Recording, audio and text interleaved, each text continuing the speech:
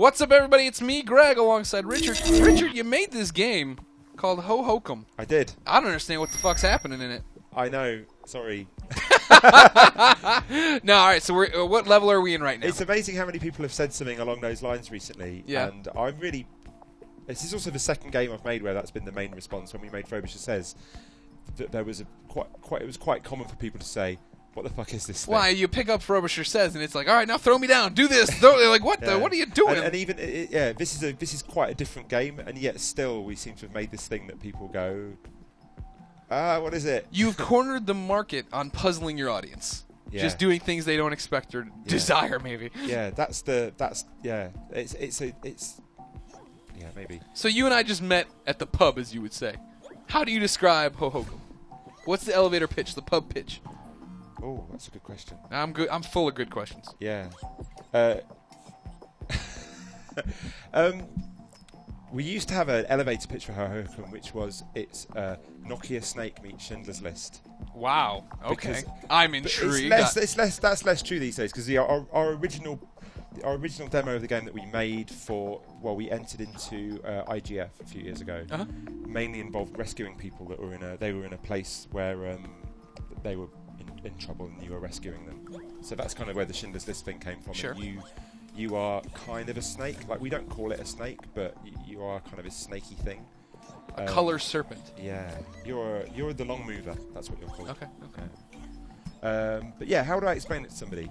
It's a colourful, exploratory, and kind of creative game. It has an element of kind of expression and exuberance to it. It also has a kind of ambient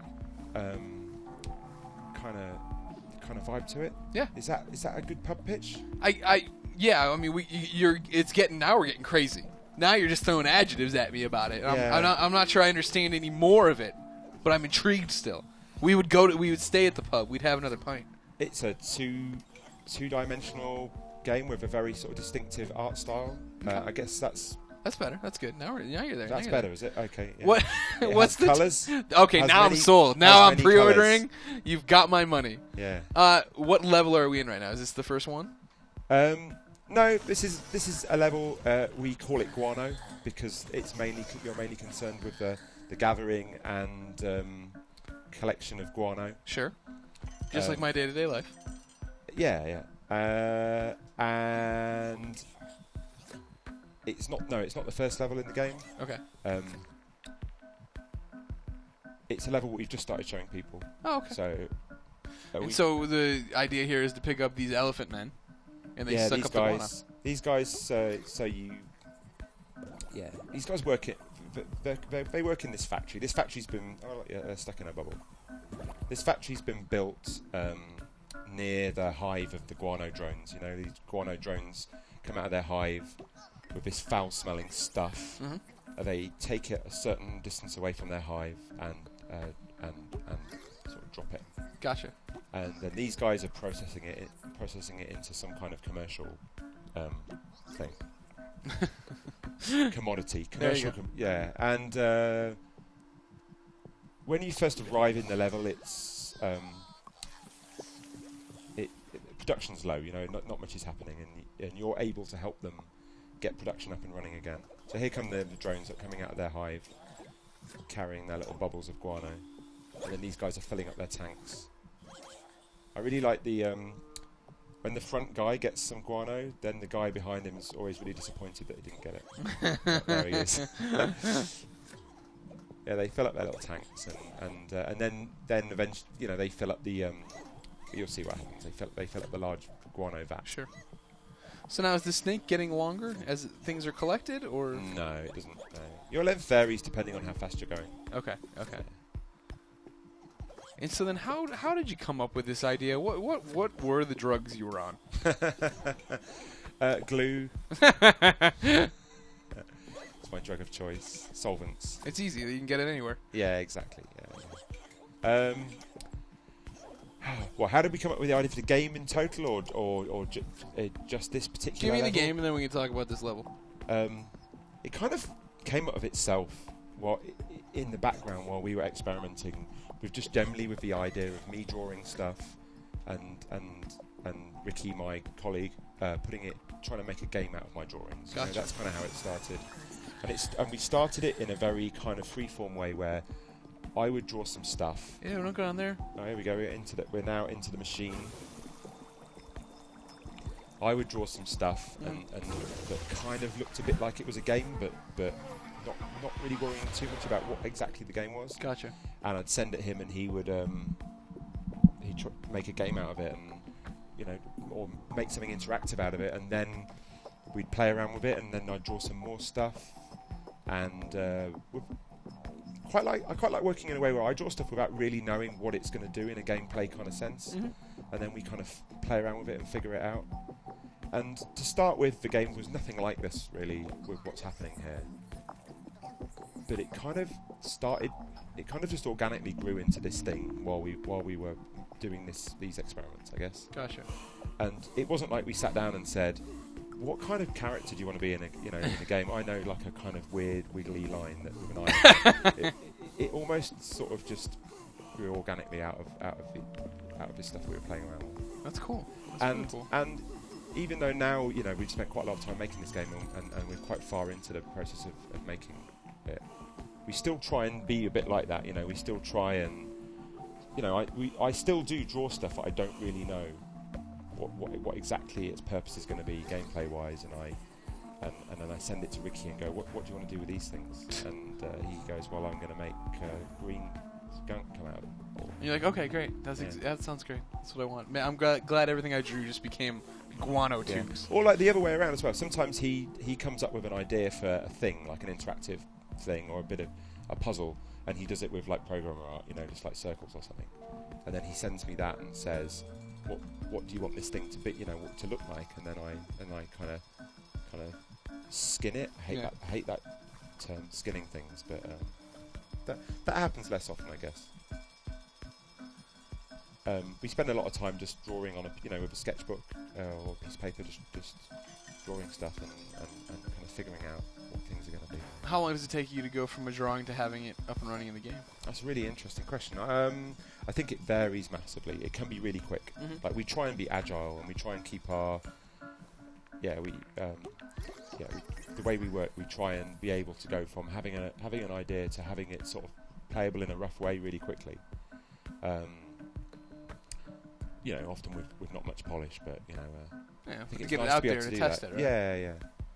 But then sometimes ideas are just knocking around for ages, and you're not sure about them, and then you wake up one day and you realise that they were a good idea, or so it varies. Yeah. So then, watching the game, it's hypnotic, it's beautiful, but there's not much of a HUD going on. There's no HUD. Do you have to worry about fail states or death or lives or anything like that? We were looking the other day. We were laughing because we were looking at old. What were we? We were talking about.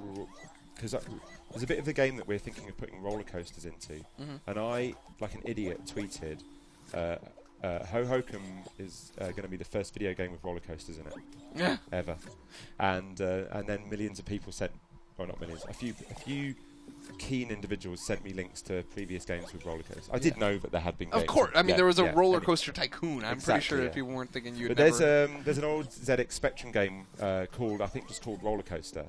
And we were looking at it, and we were looking at a YouTube video of it, and the cool thing was, it had the name of the game was taking up about 25% of the screen,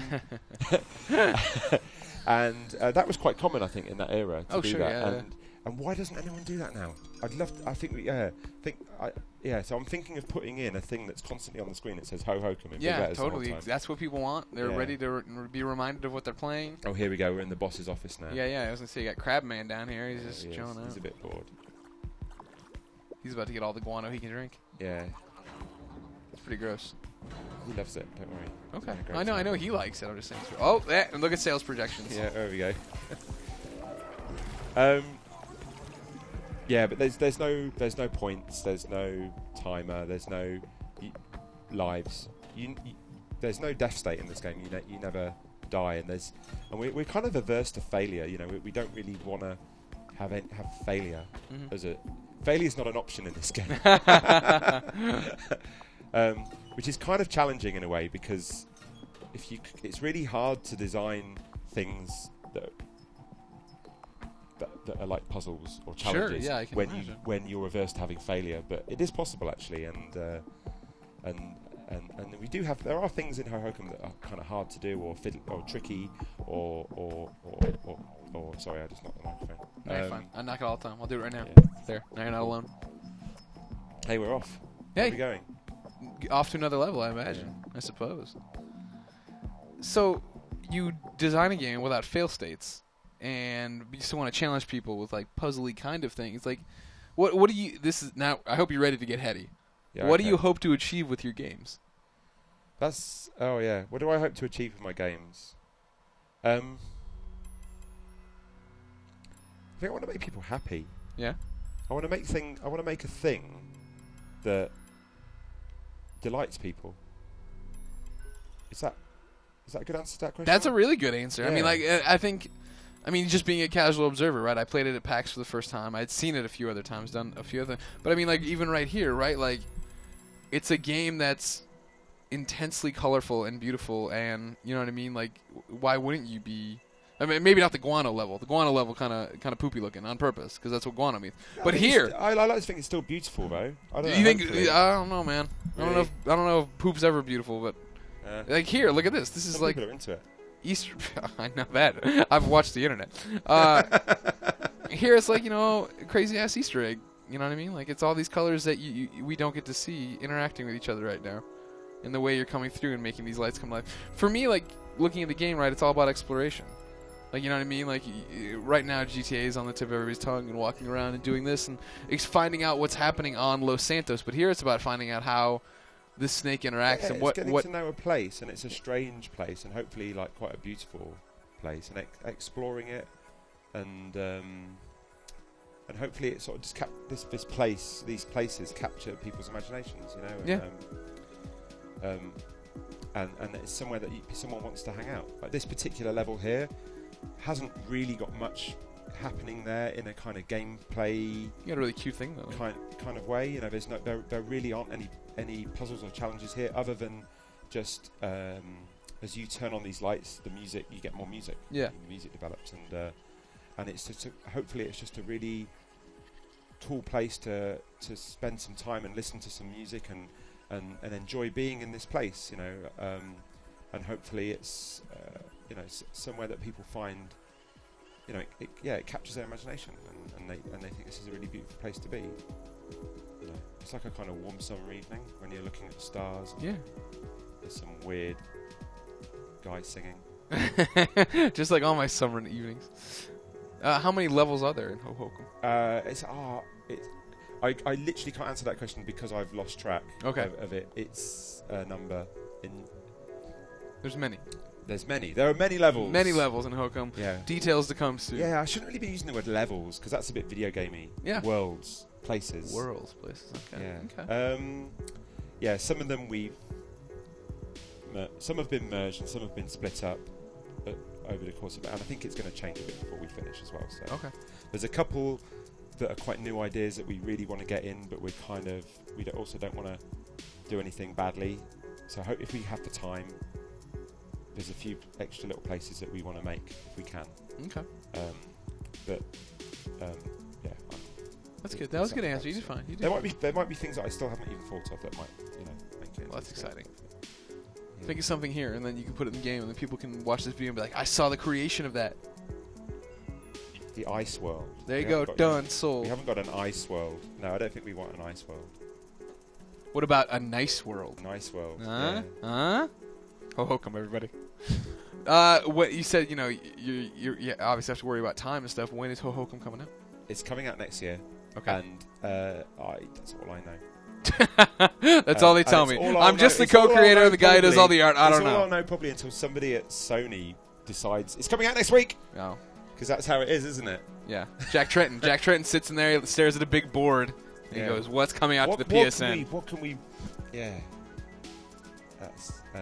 That last Guardian in his back pocket. He's all set to. Yeah, that's how it works, and that's fine. Yeah. Okay. Good. This is pretty. It's like fireworks, but you're the firework. You can use that if you want. That's good. I like it. Yeah. Actually, There is stuff in the game that's more literally like fireworks. Oh, really? Explosions yeah. and whatnot? Yeah. So when you're making a game like this, where do you turn for inspiration?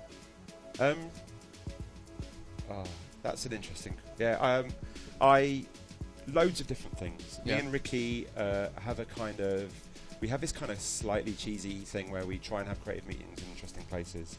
So we go to museums and galleries, and the British Library. We have a lot of creative meetings in the British Library, and so on a literal kind of level, we find ourselves in a museum looking at artifacts and things, and that's a really obvious way in which we go somewhere for inspiration. We're constantly like sending each other links to like Wikipedia articles about like some interesting sort of tribal society or you know some I don't know, something like that. Yeah, yeah. We kind of anthropology, I think, is a big influence on this game. Interesting. I guess we're influenced by other games as well. Like what?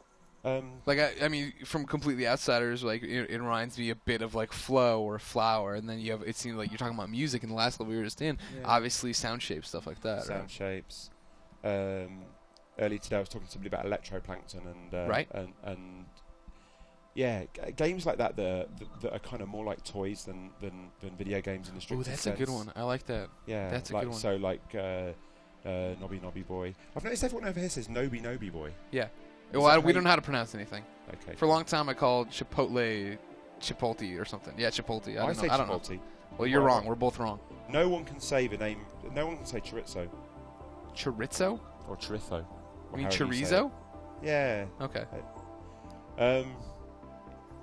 But I like, yeah, Nobby Nobby Boy. I pronounce it however I want to pronounce it. They should have used real words if they want it pronounced right. Right? I think it is. It means it's a Japanese word for something. No. Shuhei Yoshida told me it's not. Oh, really? No, that's a made-up story. But you believed it for a second, so... Yeah. Here we go. This is so far the prettiest world. Heads up. Think? Yeah. Well, I guess I like the lights a lot. This one's quite weird for me because it's got it's kind of the most. It sounds crazy, but it's like the most realistic. Like it's one of the only bits in the whole game where the sky's blue and plants are green, and you know it's got sort of semi-naturalistic colours. Maybe that's why I like it. Yeah. It is nice looking. You did a good job. These guys here have got, I don't know if you can see, they've all got wooden legs. Everyone in this society that these people live in, they all have their legs amputated. So now, hold up. Dial it back. I was going to say, do you sit there and then, like, even though these guys are just riding the colorful snake, which sounds awesome, you're telling me that do you sit there and make all these little, like, backstories for them? Oh, yeah, constantly, yeah.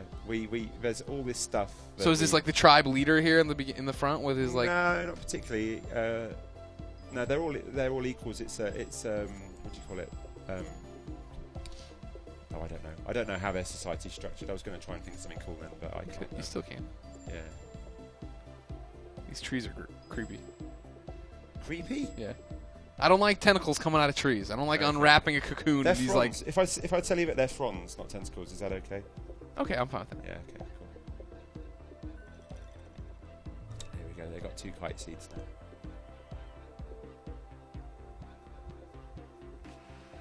I like a lot. I'm still dwelling on it's a toy and not a video game.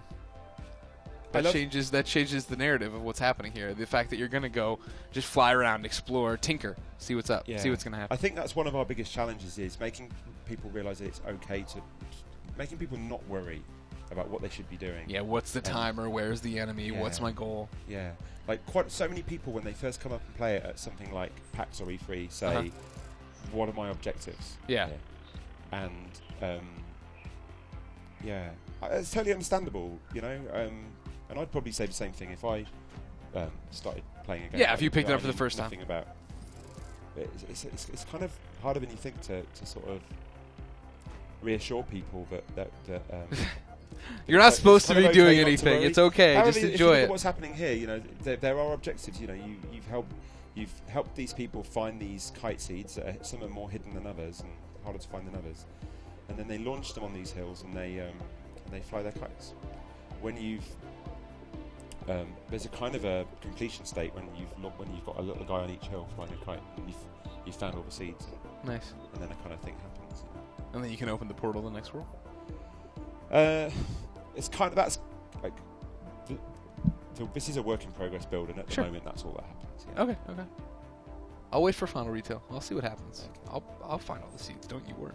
But yeah, going back to so games that are like toys and games that are primarily about exploring a place, are an inspiration to me. And like games that aren't stressful, games that you don't feel anxious. Like I quite often want to play a game, but I have this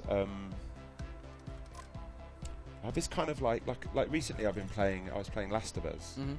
And I'm really excited about playing it because I'm really excited about seeing all the different places, and it's beautiful, the attention to detail in that game. Oh, yeah. And the way it changes as you go through the game.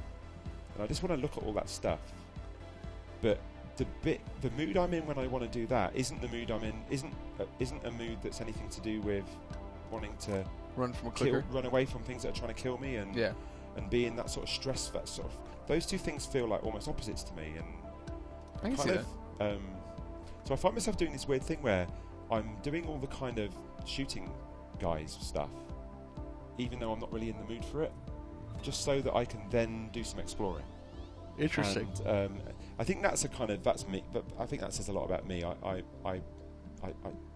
I'm with you. When you walk into, and when you're playing Last of Us, you walk into a new neighborhood, right? And you see like a broken down house, and you see a note scrawled on the wall. Exactly, you want to read that and go through and experience it, but then you're also scared that there's going to be a mushroom man around the corner that eats your face.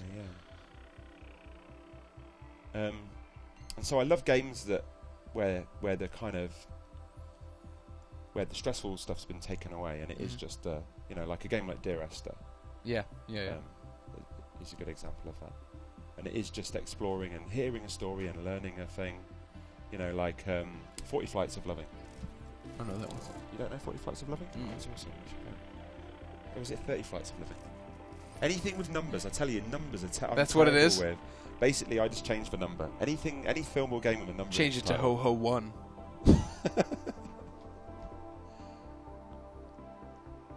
This is pretty. See, I'm with you now. Now I understand the game.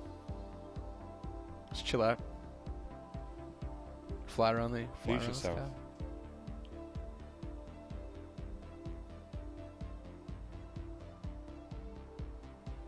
I really like those things. They seem cool. They're called pop nuts. We call them pop nuts. What's their story? I don't know. They're a kind of plant, I guess, like a kind of fungus. I'm kind of working at the moment on some new types of pop nut. They were one of the first things that really felt right when we, this is quite a long time ago now, when we were sort of developed, going back to what I was saying about when we were kind of had this kind of organic process that we were kind of trying to figure out what this game was. Yeah. They were one of the first things that felt really good and felt like, it's just really, it's kind of simultaneously satisfying and annoying to get bounced around amongst them. In a way that I can almost like forget I'm doing it, and it's like when playing with a bit of bubble wrap or something. Right. Idly, sort of toying with a thing. They're also one of the few bits of the game that I did the animation myself. Oh, okay. I see. Now I see why you like them. I'm a really. You led me here just so you could talk about this. Toot your animation. I'm a really bad animator, and like we're working with some really amazing, talented animators. And I don't know. I think it's good enough for the animation there. No, I like it. A couple of frames. I would never even known that it was done by an amateur animator if I didn't get told.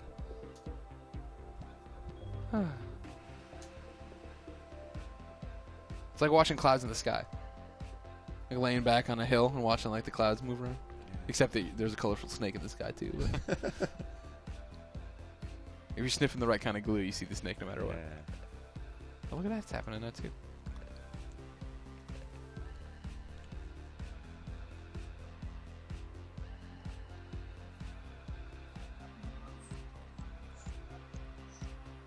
All right, I'm in. You got me. Good job.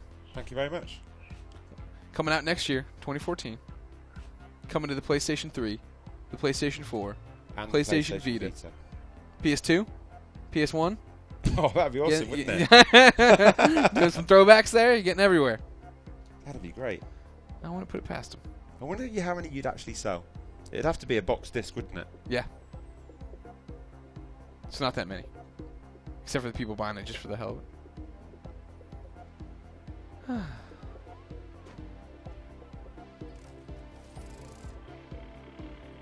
Yay, another kite. Is that all of them?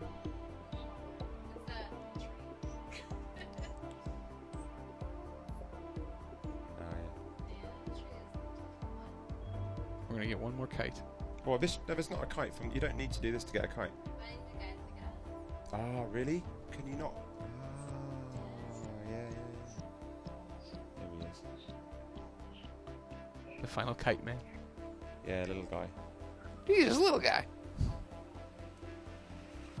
He's an idiot. Why is he an idiot? He looks cute. He looks fun. He's having fun. Look at him. I drew look at him hugging. Look at how cute he is. He was pretty. I liked him when I first drew him, and then the animator turned him into an idiot. Oh wow. Mackie turned him into. So now you're mad at him. The animator, not the idiot. Oh, she's a she, the animator. She's a she. Well, look at No, not really. No, I love it. I really love the way that I draw these characters, and then the animators, like, I try not to tell the animators too much in terms of what sort of personality to give them or what to make them do, and I like it like that. How crazy is it to draw something and then have somebody bring it to life? It's awesome. I really like it. Yeah. It's a form of collaboration, and I love. Oh yeah. I love collaborating with people. Now, in real life, all these kites would get tangled up together. But yeah.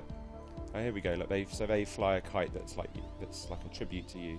Ah. Yeah, you did good here, Rainbow Worm. Yeah.